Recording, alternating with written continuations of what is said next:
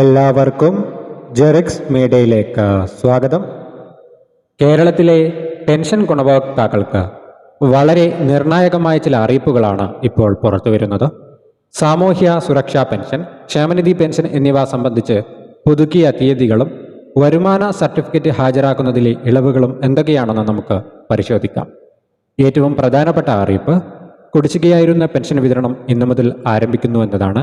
ഏകദേശം 50 ലക്ഷത്തോളം വരുന്ന ഗുണഭോക്താക്കൾക്ക് ഇതിൻ്റെ പ്രയോജനം ലഭിക്കും.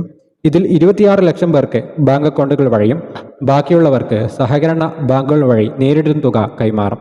ഇത്തവണ ഗുണഭോക്താക്കളുടെ അക്കൗണ്ടിലേക്ക് 2000 രൂപയാണ് എത്തിച്ചേരുന്നത്. സാമൂഹ്യ സുരക്ഷാ പെൻഷൻ കൈപ്പറ്റുന്നവർക്ക് വലിയൊരു ആശ്വാസ വാർത്തയുണ്ട്. വരുമാന സർട്ടിഫിക്കറ്റ് സമർപ്പിക്കാനുള്ള സമയപരിധി സർക്കാർ നീട്ടിയിരിക്കുകയാണ്. നേരത്തെ നിശ്ചയിച്ചിരുന്ന തീയതിയിൽ നിന്നും മാറ്റി ഇപ്പോൾ 2026 ജൂൺ 30 വരെ സർട്ടിഫിക്കറ്റ് നൽകാൻ സമയമുണ്ട്.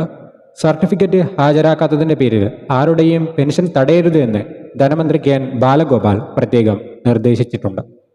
അതുപോലെ കെട്ടിട നിർമ്മാണ മേഖലയിലുള്ള തൊഴിലാളികൾക്കും ആശ്വാസ വാർത്തയുണ്ട്. മുടങ്ങിക്കിടന്ന 3 ഗഡു പെൻഷൻ തുക വിതരണം ചെയ്തു തുടങ്ങിയിട്ടുണ്ട്.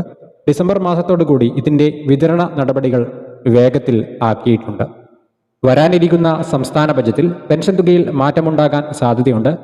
നിലവിൽ 2000 രൂപയിൽ നിന്നും പെൻഷൻ തുക 2500 രൂപയായി വർദ്ധിപ്പിക്കണമെന്ന ശുപാർശ സർക്കാരിൻ്റെ പരിഗണനയിലാണ്.